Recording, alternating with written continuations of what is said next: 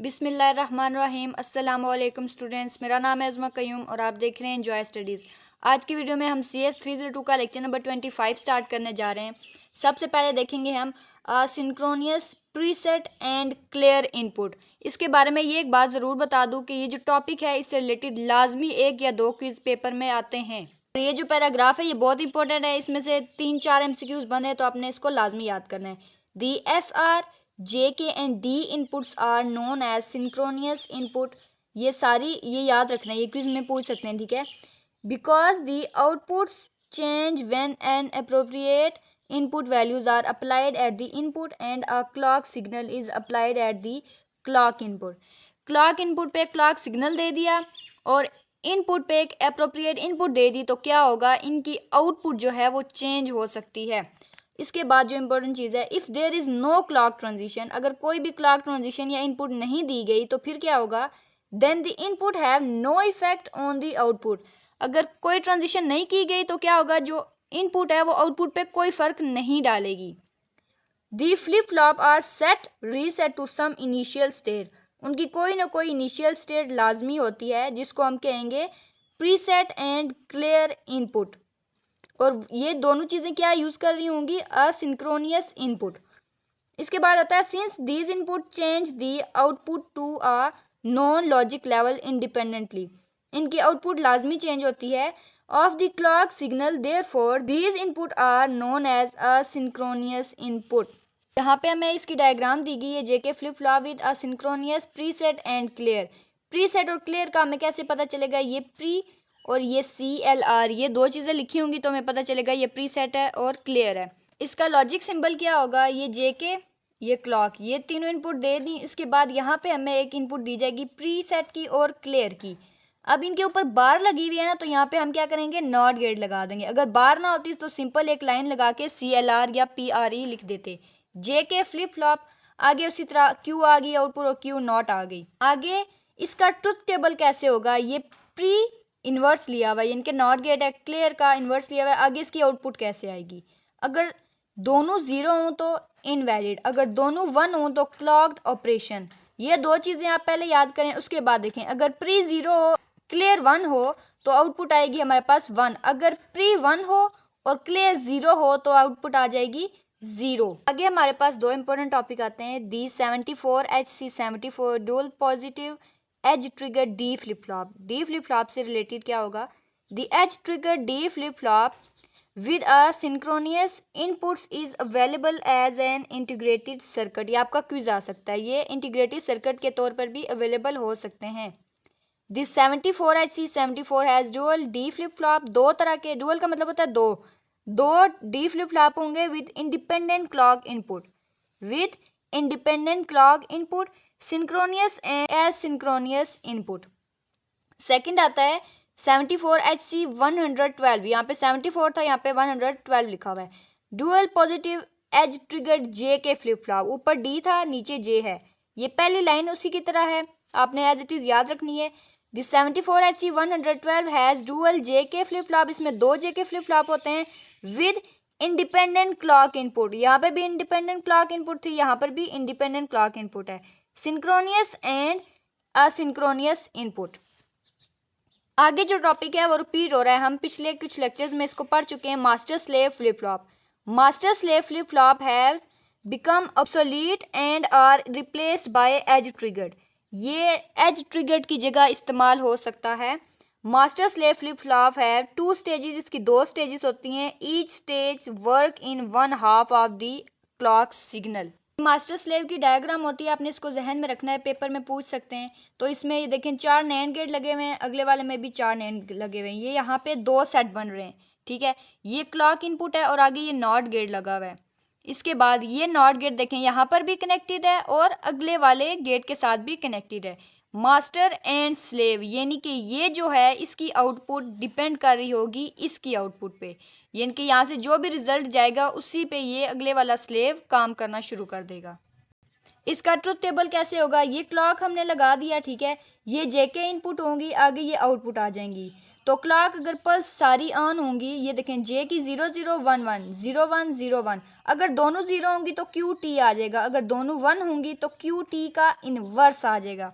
ये चीज़ जहन में रखनी है, ठीक है। अगर पहली वाली 0 दूसरी वाली 1 होगी तो 0 आएगा, पहले वाली 1 और दूसरी वाली 0 होगी तो आंसर 1 आ जाएगा। आगे टॉपिक आता है flip flop operating characteristics. Flip flop की जो होती हैं वो सारी खसूसियात कौन कौन सी होती हैं, अब आप आगे ने डिटेल में देखेंगे। The performance of the flip-flop is specified by several operating characteristics mentioned in the data sheets of the flip-flop. The important operating characteristics are, पहली है propagation delay, दूसरी है setup time, तीसरी है hold time, फोर्थ पे आती है maximum clock frequency, फिर आती है pulse width और फिर आती है power dissipation। तो propagation delay कहते किसे हैं? The propagation delay time is the interval of time when the input is applied and the output change। हमने कोई इनपुट दे दी और उसकी आउटपुट आने के दरमियान जो टाइम पीरियड लगा है उसको हम बोलेंगे प्रोपगेशन डिले। इसकी 4 इकसाम होती हैं। पहली कौन सी है? Propagation delay TPLH। ये LH लिखा हुआ है तो इसका मतलब है लो टू हाई ट्रांजिशन। और इसमें इंपॉर्टेंट चीज़ है measured with respect to triggering edge. Triggering edge को देखकर लो टू हाई ट्रांजिशन की जाती है। इसकी जो सेकंड फॉर्म है वो है TPHL। HL का मतलब है हाई टू लो ट्रांजिशन की जाती है आउटपुट के लिए। किसकी रिस्पेक्ट से? ट्रिगरिंग एज की मदद से। पहले दोनों जो हैं वो ट्रिगरिंग एज हैं और अगले दोनों जो होंगे वो लीडिंग एज होंगे। ये तीसरी इसकी टाइप है प्रोपगेशन डिले TPLH। अब ये देखें LH मतलब low to high transition of the output. किसकी रिस्पेक्ट से होगा? With respect to the leading edge of the preset input. ऊपर दोनों की क्लॉक इनपुट थी, यहाँ पे प्रीसेट इनपुट होगी। टाइप नंबर 4 है प्रोपगेशन डिले TPHL। HL का मतलब है higher to low transition of the output और इसको मेजर करेंगे measured with respect to the leading edge of the clear input. अब ये जो लास्ट वाली है ना TPHL, ये होगी क्लियर इनपुट की मदद से। और इनकी डायग्राम्स आपने एक दफ़ा लाजमी देखनी है, ये इस तरह की होंगी डायग्राम। यहाँ पे ये क्लियर किया तो क्लियर लिखा हुआ है, अगर प्रीसेट की होगी तो प्रीसेट लिखा होगा, या फिर क्लॉक की हुई तो यहाँ पर क्लॉक लिखा होगा, लेकिन आउटपुट जो होगी वो थोड़ी सी डिफरेंट होगी।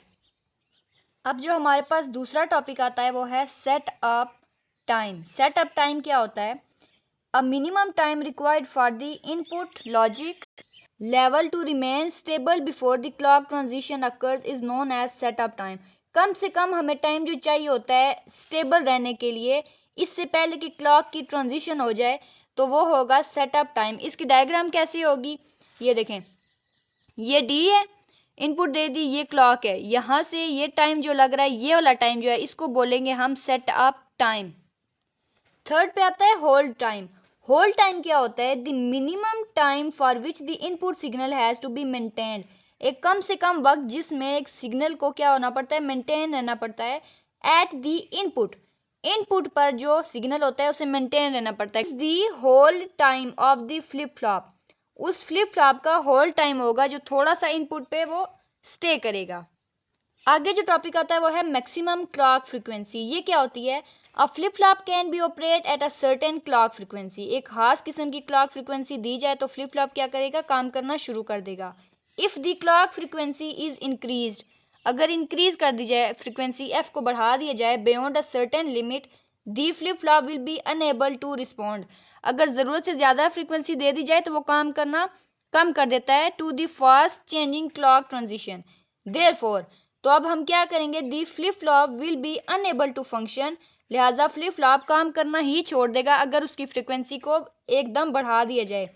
The maximum clock frequency F max, ये याद रखना है, is the highest rate at which the flip flop operates reliably। Next topic है pulse width। pulse width क्या होती है?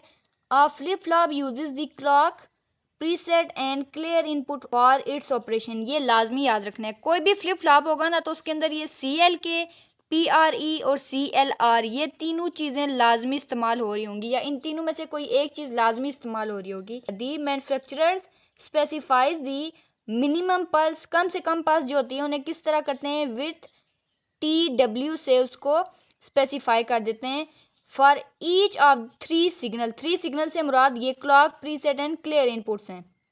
दी clock signal is specified by minimum high time and minimum low time. ये हमें पहले से बता दिया जाता है कि कम से कम वक्त कितना लगना चाहिए और ज़्यादा से ज़्यादा वक्त कितना लगना चाहिए। लास्ट पे टॉपिक आता है वो है पावर डेसिपेशन। पावर डेसिपेशन क्या होती है?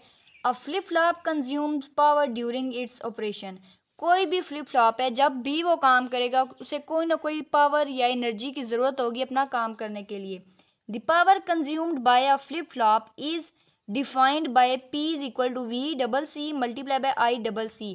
ये क्विज नंबर 3 में भी आ चुका है और ये पेपर के लिहाज से भी इंपॉर्टेंट है। The flip flop is connected to 5 volt. अब ये एग्जांपल दी, अगर 5 वोल्ट का जो फ्लिप फ्लॉप है वो कनेक्ट हो और वो क्या करके 5 मिली एम्पेयर करंट को यूज करे, तो उसके एंड पे जो पावर डेसिपेशन होगी वो क्या होगी? 25 milli volt.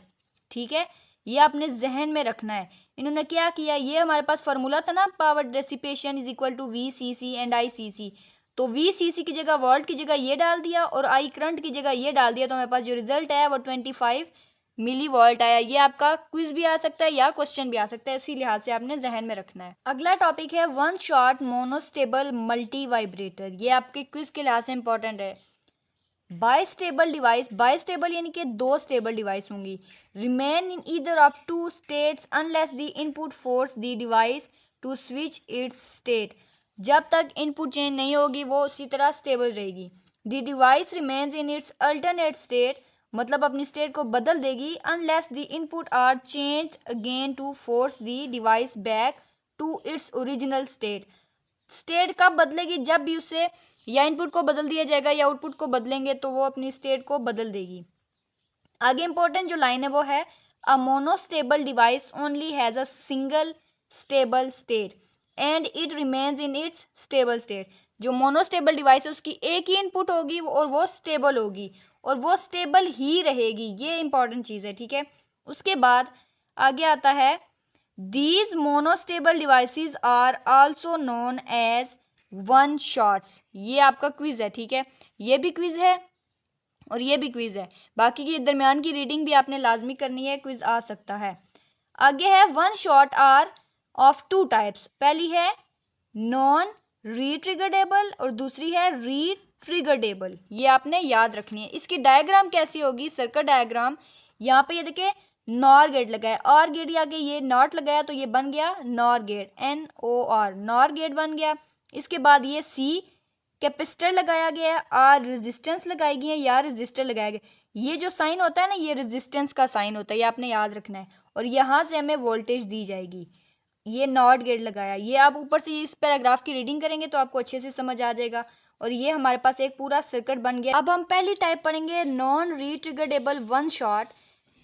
It is one shot is triggered to its unstable state. ये आपने जहन में रखना है कि ये जो पहले वाली होती है ना नॉन रीट्रिगरेबल वन शॉट, ये क्या करती है? ये अपनी अनस्टेबल स्टेट में ही रहती है। पहली टाइप है the one shot output remains. इसकी जो आउटपुट होती है in the unstable state for a fixed period of time on each triggered input.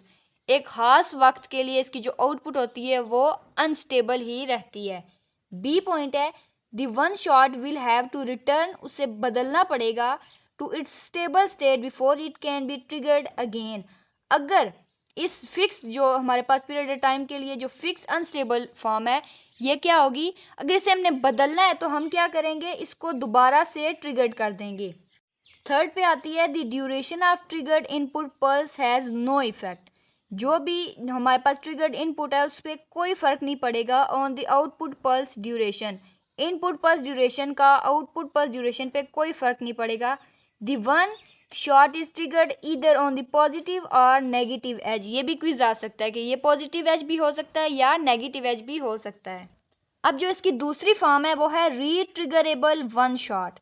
A retriggerable one shot operating is very similar to that of the non-retriggerable one shot। ये पहले वाली form के बिल्कुल एक जैसा ही होता है, लेकिन उसमें क्या फ़र्क होता है? Except that the retriggerable one shot will retrigger even if it is in its unstable state।